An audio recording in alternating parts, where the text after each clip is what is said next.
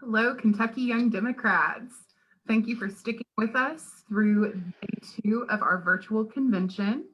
As always, I would first like to thank our sponsors, the Kentucky Democratic Party, Kenton County Democrats, Amy McGrath for Senate, McCarthy Strategic Solutions, JYB3 Group, Better Schools Kentucky PAC, and Mrs. Kristen Brown. Without our sponsors, we would not be able to put on this phenomenal virtual convention. We would not be able to knock the doors that we knock, do the text banking, the phone banking, the lit drops. So we are absolutely grateful for their support and their sponsorship of this event and the others that you have seen and will see today. This panel is something that is very near and dear to my heart, and I'm so incredibly excited for us to be featuring it. It's on the future of labor. And our host for this event is none other than Sarah Lowe. I've gotten to know Sarah throughout my time in Kentucky Young Democrats.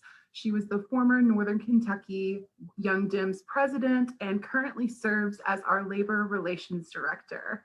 Without further ado, Sarah Lowe. Thank you, Lauren.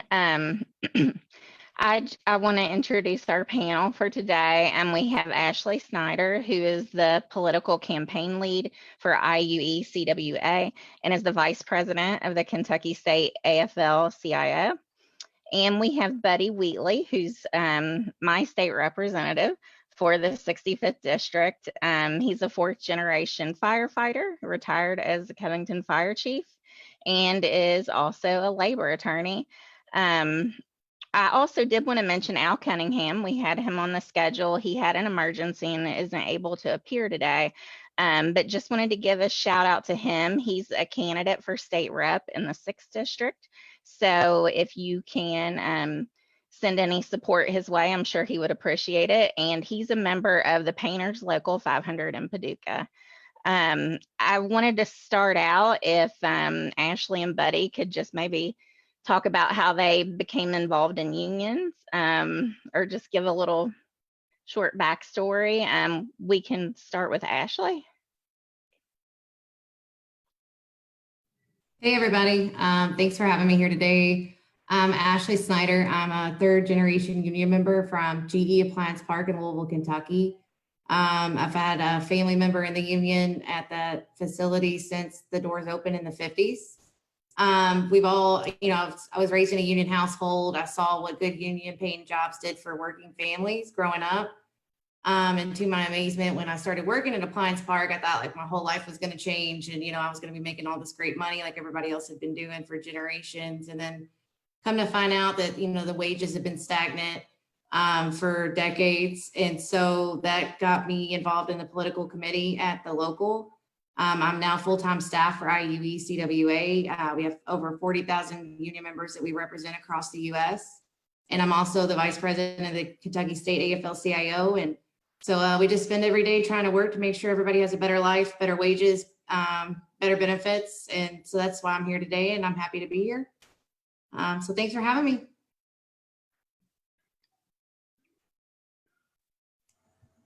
Okay, and Buddy, if you don't care to share. Sure. Thank you again. And I want to say thanks to the Young Dems and inviting me and to talk about labor, literally my favorite topic and one of the reasons I ran for office. I can go back to, I am a fourth generation firefighter. I actually didn't intend to be a firefighter when I went to college. And while I was in between jobs of making a decision after I was a journalist, I worked for Federal Express for a little while. And when I worked there part-time, I was a driver. Somebody would say, I think we're going to get a raise. And we said, how do we know that? Because UPS is getting a raise. And I kind of got to learn then about, what it meant to work in a non-union place and see the effects of labor. So, of course, when the fire department did come calling, and I was in my 20s at the time, and I went into work for the Covington Fire Department, I was very interested in labor already, as my brother was a Covington firefighter, as was my father, who had just retired. So I was familiar with the Covington Firefighters Local 38, part of the International Association of Firefighters, and just got right into it very early in my career. Was part of a safety committee, then was part of a negotiations team. We have what's called a wage and working conditions team. And that really, really interested me, to be able to bargain for your wages and benefits. And for firefighters, safety is a huge issue. So we were able to bargain for those things. That got me interested in running for office within the local. I became the secretary treasurer of Local 38 in 1997, and never left that position until I became the fire chief. But even as the fire chief, I stayed in the union, which has never happened before. I paid my dues. I had already started law school by the time I was the fire chief, and I had started law school with the intention of being a labor attorney. And with that, I just felt like everybody should be part of a union. And if they weren't, I would help them as a labor attorney, or if they were having some problems having union problems, within their union. And particularly I specialize in public sector unions, which are kind of different than private sector unions, but all very much a part of the labor movement. Got interested in some state politics after I became an attorney. Again, remained, and I still am today, a dues paying member of Local 38. And of course, with the state of Kentucky, we do not have a statewide collective bargaining bill for public employees, which I am introducing a bill this session that will grant part of public employee bargaining rights if we can get it passed. We don't have a favorable distribution of Democrats and Republicans right now, but we're going to change that, and we're going to change it eventually. But that's where I am now with labor. I'm just a lifelong labor person, and I will always strive to make collective bargaining and labor a more prominent force in the state of Kentucky. Thank you. Thanks, buddy. And then it was brought to my attention that Al was able to join us. So Al, if you don't mind to, I gave you a brief introduction, but if you don't mind to just let us know a little bit about how you became involved with unions, and maybe just a little bit of what you would plan to, what bills maybe to draft or causes to support once you are elected as a state representative.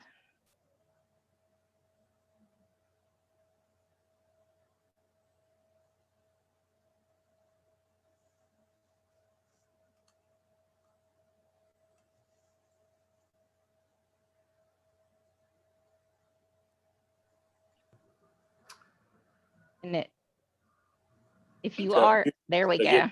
Okay. Yeah, now, yeah. I had said, did you catch any of it?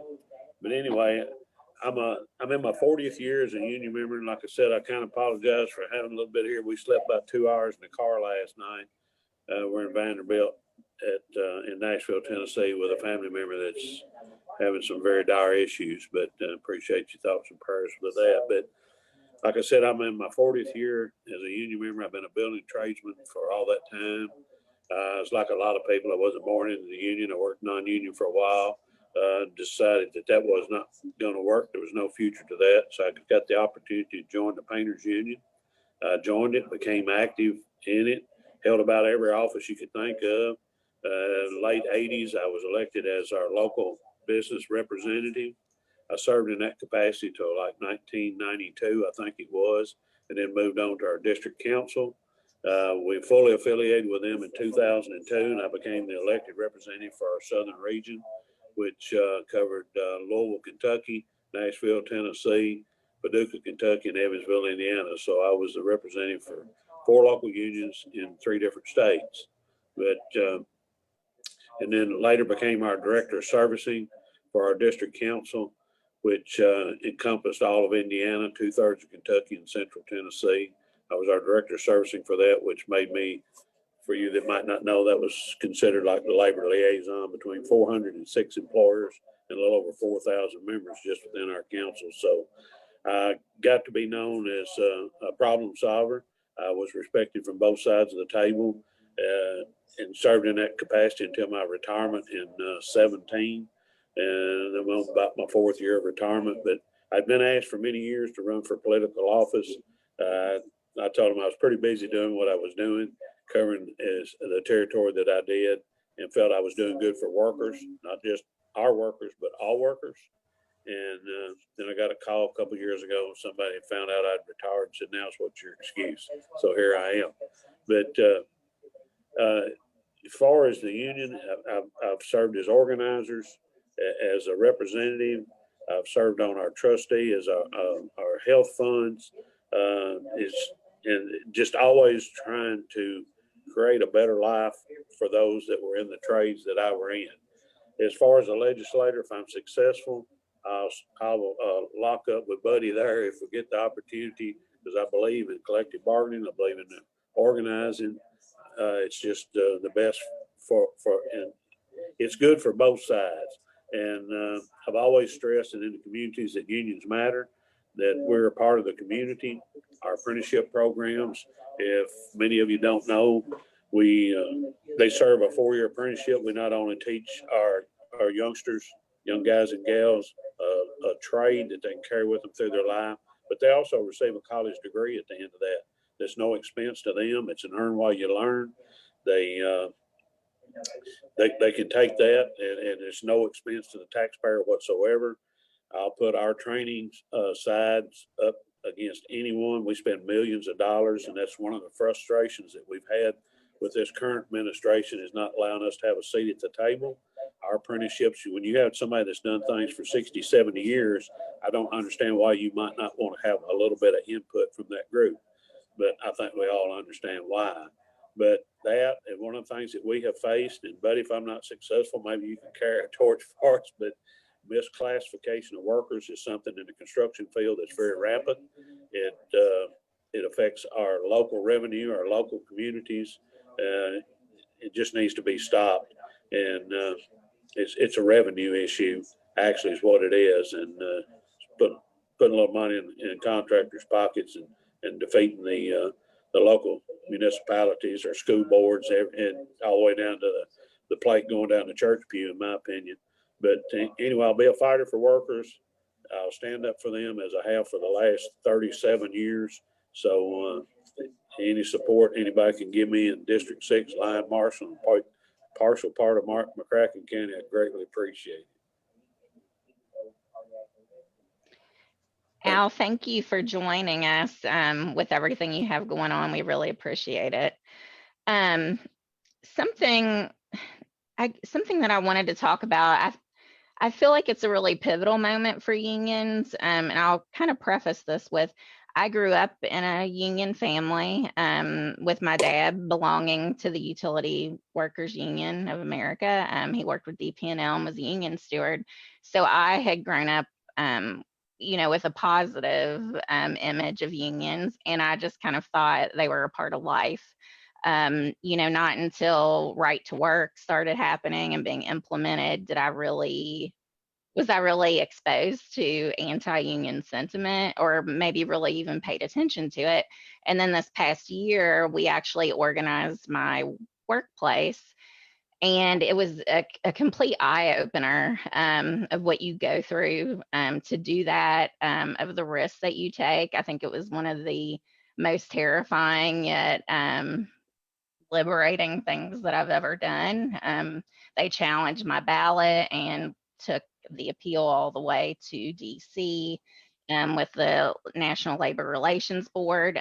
So that it was all in all a little more than a 6-month process. So, and we're looking at, in the past, union membership has declined, and there's been that anti-worker sentiment. So I really feel like right now, in dealing with the pandemic, the weaknesses in labor laws are being exposed and how they've chipped away at that. And then I also feel with a lot of the social changes and pushes with activism, I think that's also a really good moment to work towards strengthening unions back up and fighting some of this anti-union legislation.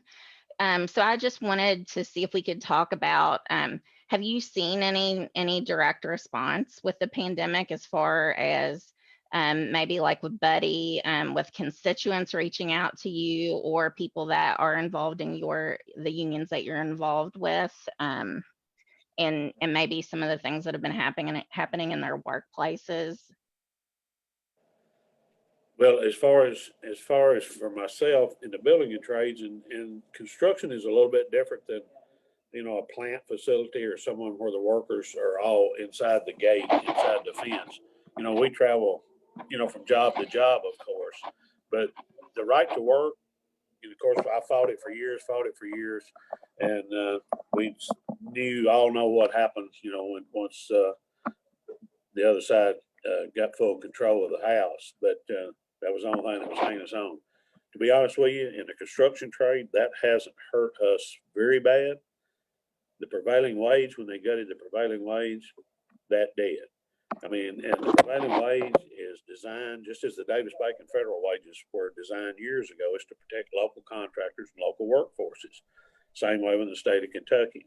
What you do is you just open up the gate for anyone to come in because those rates are set, those wages are set for certain areas. One part of the state, would be higher than another, of course, and we talked to a lot of workers in Eastern Kentucky that once the prevailing wage was gone, they said they was probably going to have to leave the state or find another profession because it was going to mean about a $20,000 plus job loss to them because their employer said, well, you're going from $30 to $15 on the hour. So I don't know many of us that can stand a $20,000 annual pay cut, especially during this time.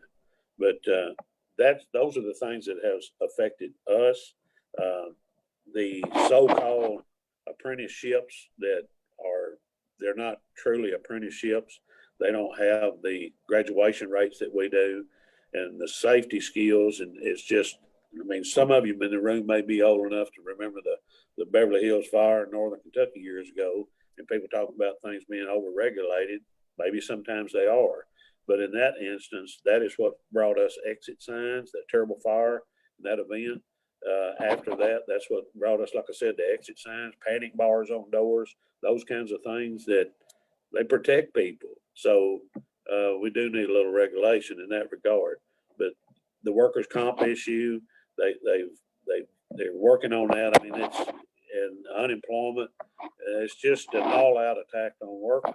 But as far as in the construction, and of course with the pandemic, I think a lot of folks are just not turning loose of the money somewhat. Or what we call commercial work seems to be doing very well, but large industries just aren't spending the money on the construction. But the prevailing wage is something that we desperately need to get back. That protects local contractors. It protects even non-union general contractors. I had several tell me if we lose that, I'm afraid I'm going to lose my skilled subcontractors. So there's lots of concerns with it. And if nothing else, just the revenue is generated from a $30 an hour job to a $15, so that's just someone that I can think of off the top of my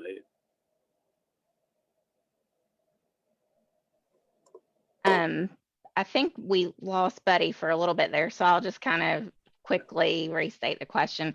I just wanted to kind of talk about what we've seen as far as in the past, how they've chipped away with our labor laws, and now we've entered COVID-19, and there's been there's been reports. I think Amazon had around 27 or 20,000 employees test positive.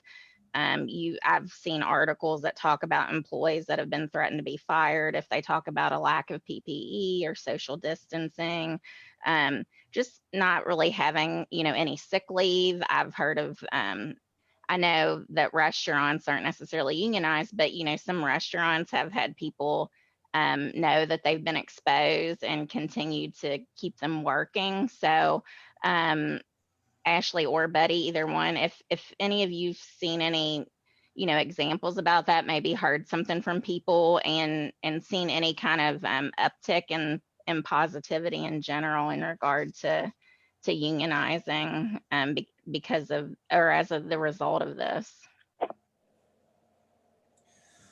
Well, I'll start. And I apologize for, I did get bumped off for a little bit there, so I didn't hear about the last 5 minutes of conversation. It is unfortunate that we hear these stories related to workers not being able to express themselves like they need to in the workplace. And I'm getting this message again about there not being a stable connection. So I hope I'm understood.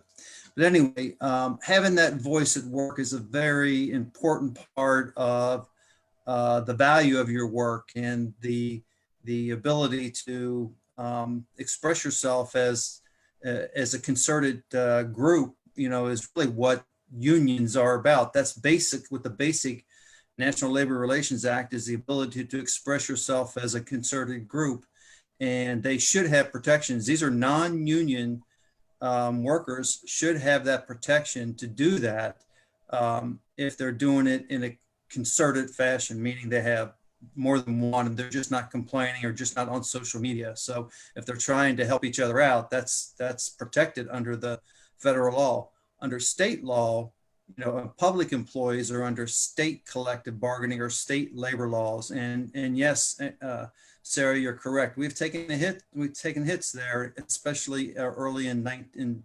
2017 when we lost prevailing wage, and they passed a right to work law, which really was no right to work. I know this group knows that.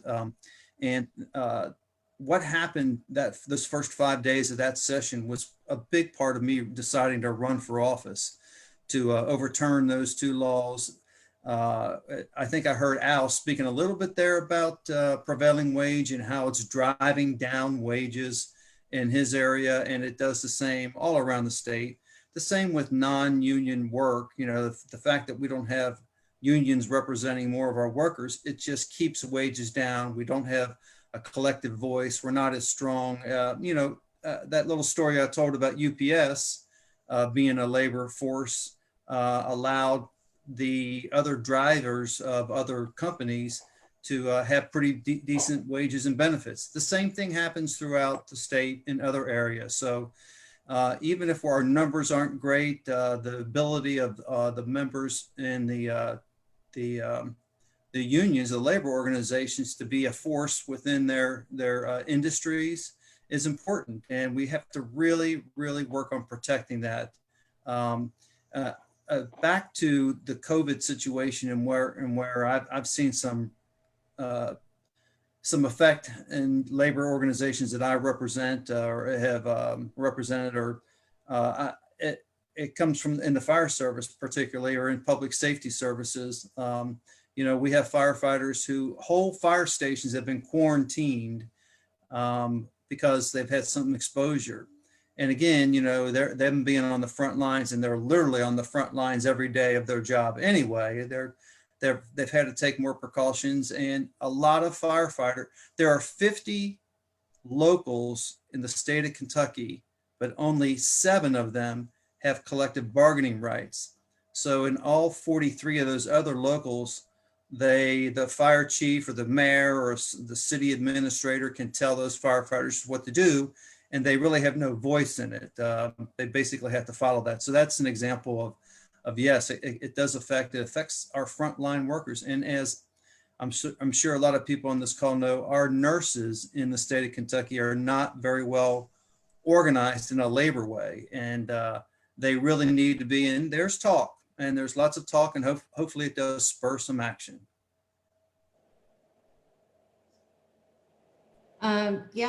To feed off of that, what Buddy said, that was great.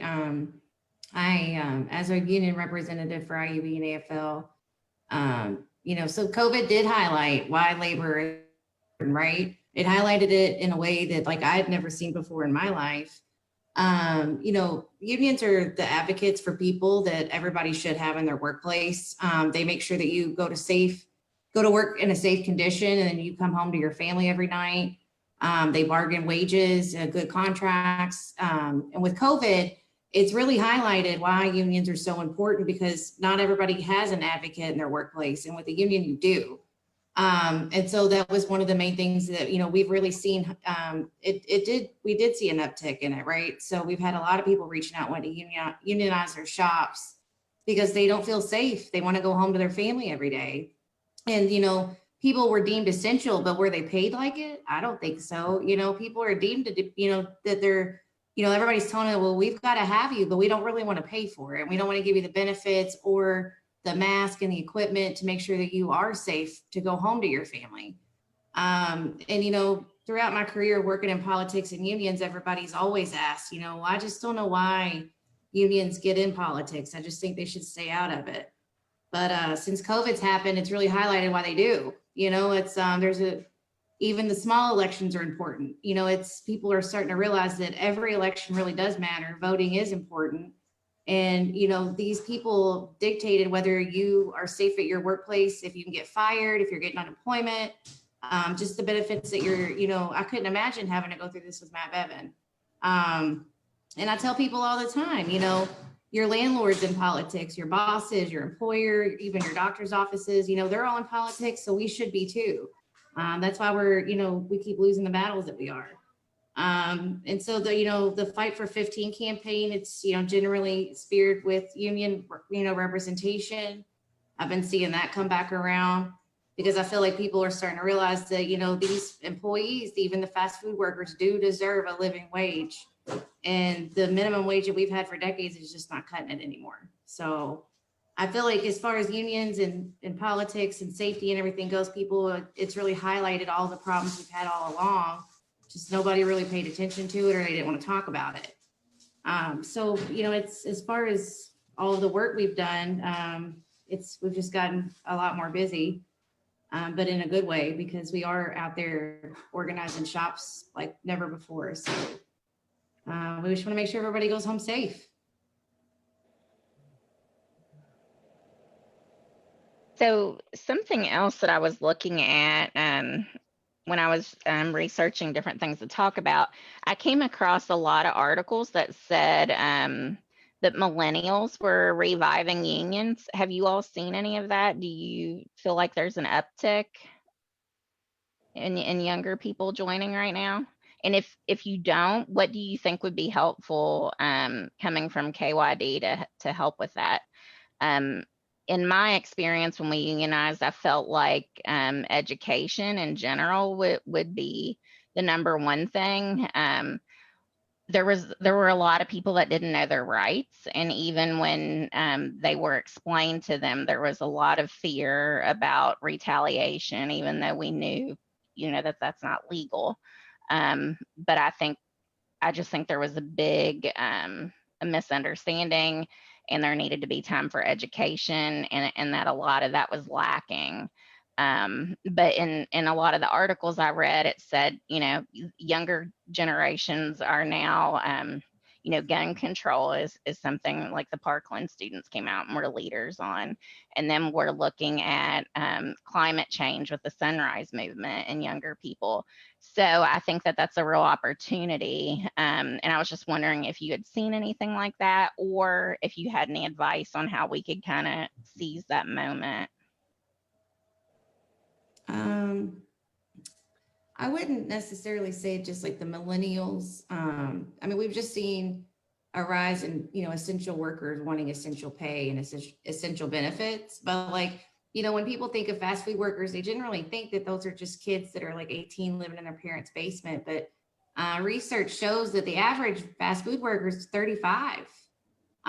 You know, and that's just crazy to me that, you know, we're still talking about a minimum wage. It's not even at $10 an hour. And you've got people that are raising kids on minimum wage salaries. You know, it's ridiculous. And, you know, they were required to go to work without skipping a beat when all this happened. And so I just, you know, it's mostly people that are making $10 an hour that are, you know, reaching out to unionize, and they want better conditions, better wages. But I wouldn't necessarily say it's just the younger generation, but that's just me. I don't know. Somebody else might have a different perspective. One of the things that we do with our apprentice programs and our younger workers that are coming into the force, and sometimes they're not all young. We've had 30 and 35-year-old apprentices, but a lot of them didn't know about the union. They weren't raised up in it. They'd heard about the union, but didn't know about the union. And we teach a labor history course. It's about 10 days of it. And we do that for each of those apprentices, and with booklets and things, and try to make them a part of the community even after that. But we put the history in them, let them know that there was fights fought years ago for us to have what we have, and to realize that how fragile sometimes what we take for granted sometimes really is, and the importance of who's sitting in these seats that we're elected to certain positions. And that really needs to be looked at, and to let them know that there's a future with us. And that's why I say we're a huge part of a community. Folks that retire from our union, along with a lot the other building trade unions in our areas. You know, I've been retired now. I'm going on my 4th year. I'm drawing a pension. I still got some health insurance. So we continue to stay givers to our community, as we say, not takers, till the end of our day, and stay community involved. And we're still paying into a tax base. And I just don't think we market ourselves in that regard as much as we have to fight the Chamber of Commerce sometimes to beat us down. So that's just some of the things that we do with our young folk, is try to educate them, in the labor, in the history of especially our union and all unions. And I'll add, to piggyback off of what both Al and Ashley are talking about. First of all, the labor history part of it has also been a passion of mine. I've taught several classes up here in the Northern Kentucky area with a labor history group. And, knowing that history is really helpful if we can get it out. But it's hard. And this gets back to something you're asking, Sarah, related to how can the young Dems, or how do we basically recruit or better educate people about the labor movement and how it's helpful. And that is a big, deep layered onion that needs some work. And I agree with Al that it has to do with marketing, and has to do with the funds and the availability to put some time and effort into it.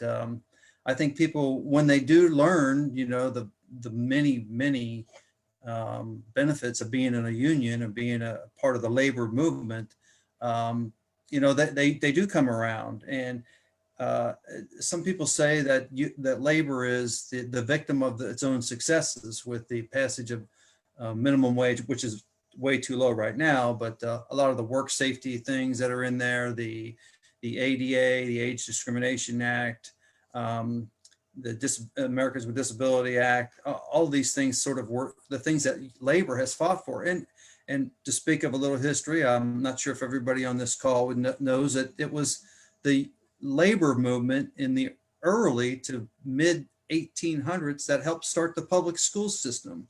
There was calls for public schools at that time, and of course child labor and all those other things that the labor movement has been so important to point out and to push. And all of those things that labor has done to raise the middle class. As you can see, everybody understands that as labor's numbers have gone down, so has the separation between the haves who have a lot and the rest of the middle class, and that's very unfortunate. So will it come to a point where that's all we do is we try to just get the crumbs that are falling from the top, the idea that you give them all the tax breaks and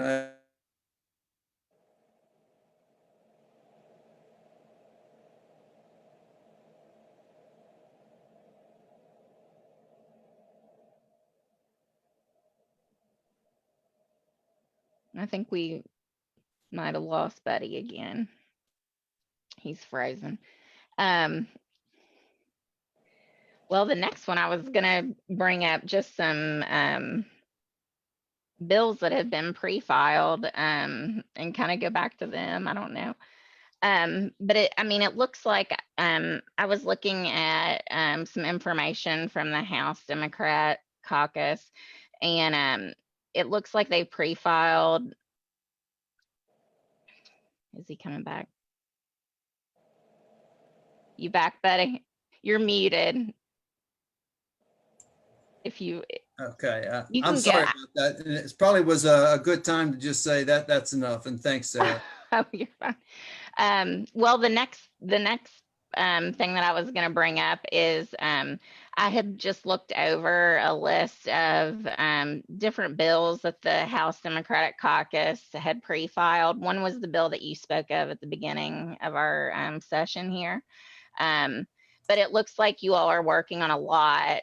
So we've got, raising the minimum wage, repealing right to work, reestablishing prevailing wage, having required earned sick leave. There's a whole list here. Are you seeing any bipartisanship at all? Do you feel like some of these will be a reality, or is it something that we need to kind of keep chipping away at until we get there? It's a great question. We have introduced some of these bills in the past, or something very close to it. The amount of public support behind raising the minimum wage is in the 70s, and I think it's now even the majority of Republicans, Republican voters, like almost between 55 and 60% support raising the minimum wage. In Kentucky, it's just still the Chamber of Commerce and the Manufacturers Association are there every day spending money, lobbying. We're just not quite there on them.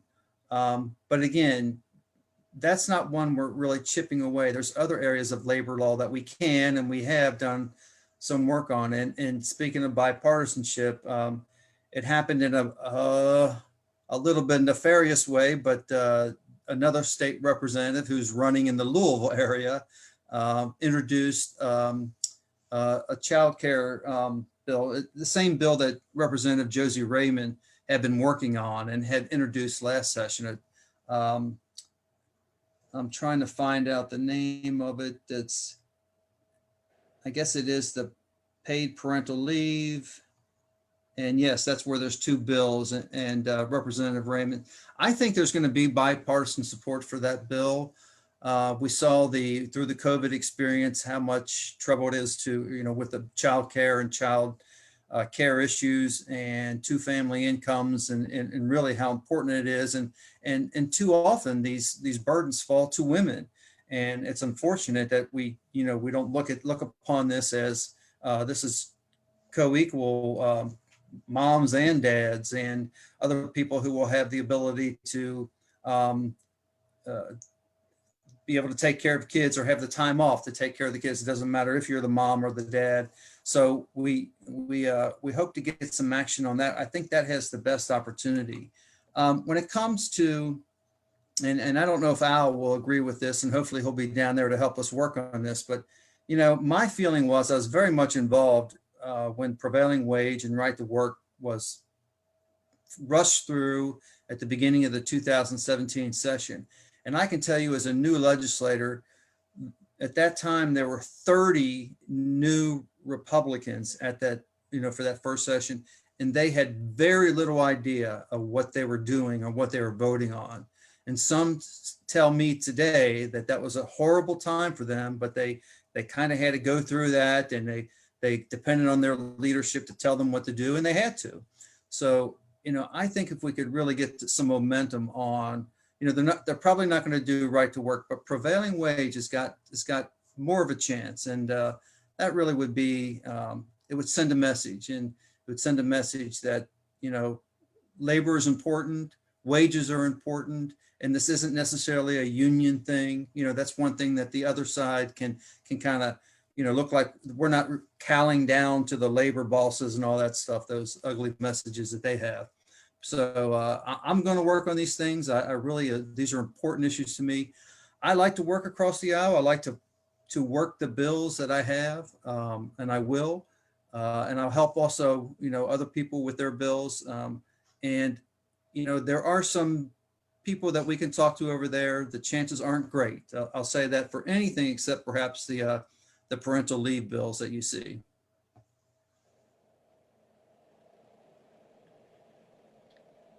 Ashley, do you have any thoughts on what the most pressing issues right now you feel like would be as far as labor go, with the legislature, or things that you would like to maybe see happen? Yeah, I mean, just to go off of, what Buddy said, the paid time off is crucial, when all this happened, people really realized that like they don't have enough personal time or sick leave or none at all, to take care of their family in the way that's, necessary. And so we really are pushing for, just the PRO Act, Paid Leave Act, just things like that, all corporations nationwide should really participate in, like you've got to take care of your employees, and so at the end of the day, that's our number one goal is safety. And so if you can't come to work, do your job, and then go home and take care of your family, in the same manner, then, there's something that we really need to highlight and pay attention to. The unions really stepped up and like they made sure that the safe conditions were in the manufacturing facilities. I know there was a big fight in Louisville. I mean, we still got to do better, Kentucky. We're doing okay, but we're not doing great. We've got members getting sick in the facilities and they're dying. And, the corporations just send out a letter, you don't even know what area that person might have been working in. And it could be the same area that you are and you have no clue. We can always do better. And I feel like we're going to get there as long as we just keep pushing and getting people to actually go out and vote and get the right representation in office. It's just really important.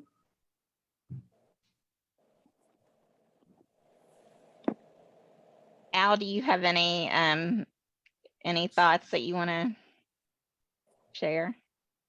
Well, and where I've made successes, I guess you could say, within our organization, of course, like I said earlier, the building and trades and construction workers seem to work a little bit differently, but I just think it gets back to marketing ourselves a little bit more. And I know a lot of the advances that I made for unions being on projects and things, it was with the tax fraud from the non-union side, and just what it truly means to the community, not just the worker that's on that job. And that doesn't mean like in the prevailing wage, that's for whatever worker's on that job, whether union or non-union.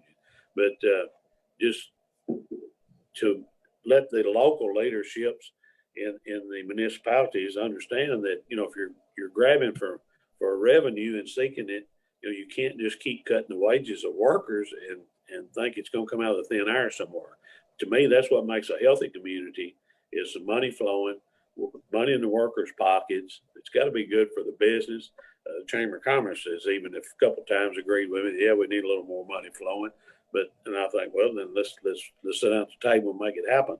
But and it's revenue issues and community involvement, and I think that we need to shine a different light on the union somewhat, that we're not just folks that go in and sit down and somebody complains and we file a grievance.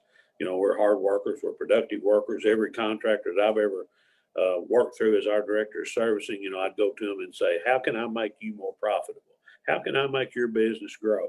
Because by doing so, added to our membership, gave our workers more hours, which put more money in their pocket, benefited the funds that we pay into, strengthened our apprenticeships, and also strengthened our local community. So, and some get it and some don't in certain areas. One little town in our community of Calvert City, Kentucky, we have some struggles between that little city and the county seat in Benton, Kentucky, complaining that they fight a little bit about the unions. That little community with good union paying jobs that's located within inside it gives our county $3 million a year from payroll taxes. They're cut to the county from those good union jobs. And I just ask them now how important are they? They really are important. What would you do if they were gone? So we have to kind of nurture them, make sure that the corporations want to be where they're, provide them with the best, safest, most qualified worker they can get. That's what they want. They're in it to make a profit, not for their health, of course, but it doesn't mean that they run the show. It's a partnership. That's where I was successful, was partnering with our employers, that we don't pit each other against one another. We work together. We partner to focus on the industries that we're involved in and how can we make them more successful and provide you the needs that you need, to make you that way, to stay in the business, where you're out seeking more work, and just strengthens our communities. I think we need to stress that somewhat. And the misclassification of employees is a huge issue. I've tried over the years to get some legislation moving with that. I've heard there's a little bit of talk about it, but that's a huge revenue issue. And if you're not familiar with it, especially in the construction field, it's very rampant. Someone or say a city or a town or municipality has a payroll tax. You can have an employer that, yes, he's licensed to work within the city if that's so required.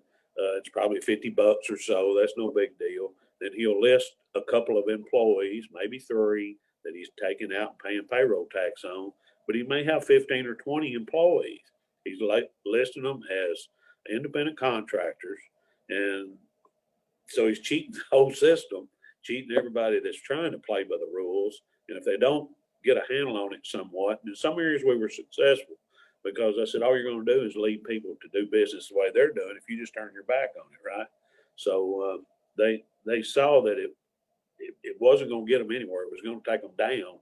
So they've put some stops to that. But I would hope that there would be some type of legislation that could come out against that misclassification of employee. Another thing for the end users, I call it, whoever's using those workers, they stand a liability. I mean, he's got 15 independent contractors on his job site. Where do the workers' comp situations fall? Where does the liability fall if they fault on something? So there's just lots of issues. And in construction, we used to have an old saying that the bitterness of poor quality lasts a lot longer than the sweetness of low price. And I think that rings true somewhat. And we just have to educate everybody involved that it's just better for everybody. We all do better. We all do better, which is kind of one of my slogans in my campaign. But that's where I see, and those are some of the things that I would like to fight for. I think the point that you made about bringing it back to that level of community, it made me think about something. One of the stories that my dad shares is when one of the workers had a child that was diagnosed with cancer. So he was missing a lot of work due to that treatment and to being there for her. And they attempted to fire him, and the union was able to save his job for him. Because as we all know, with healthcare being tied to employment, at that point, the family would have lost their healthcare as well. So I do think that that's something that we could do, even as KYD, is, get some of these individual stories and highlight them and, use that as a means of educating and what, whereas we're not talking about it on a macro level, but more on an individual level there, and just letting these workers see that they deserve more and that they are able to achieve more. And I think we've got about 5 minutes left. I don't know if anyone has any last comments. I'm going to jump in because I'm sorry. I think I got knocked off for a little while, but I heard Al talking about the misclassification issue and how he's going to work on that, and that's great to hear. And it is a major problem. I do know that Labor Secretary Larry Roberts has formed a task force to look at this issue, and typically from task force like this, they'll come up with some legislative ideas. It's hard, independent contractor is a part of our economy, but just like almost every other labor law, the employers have found ways to work the system the best to their side. And that's what's hurt the labor movement. And that's also what's hurt people who aren't in labor, but they're taken advantage of. So we really need to get to work on that. I want to say thank you, and I want to apologize for my connectivity issues. I hope people heard some of the things we talked about. I was able to hear a lot. I really look forward to working with Al when he gets down there. I'm a big fan, of course, of the Kentucky AFL-CIO and their executive board, and wishing Ashley all the luck in the world too. We need everybody, and just like we do for this election, but we need them for the labor movement too. And just one little idea that came to me as we're signing off here is that the young Dems might be able to get involved with labor history and teaching it and showing it and sharing it.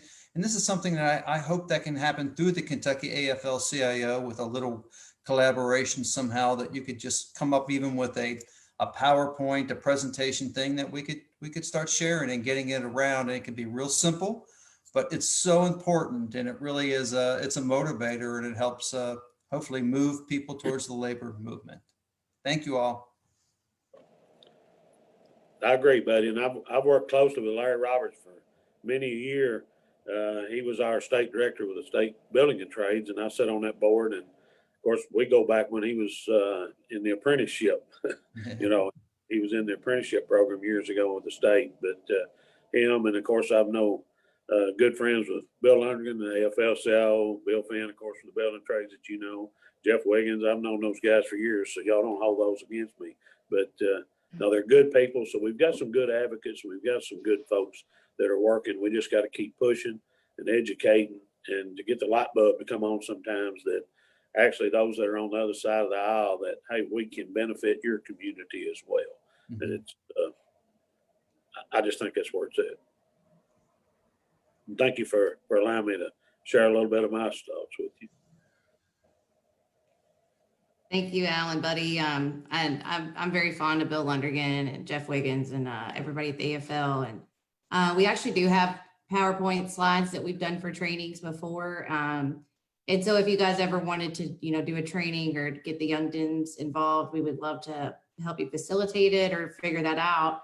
Lyles Taylor is amazing. He's on their, he's their labor liaison. You guys, everybody knows Lyles.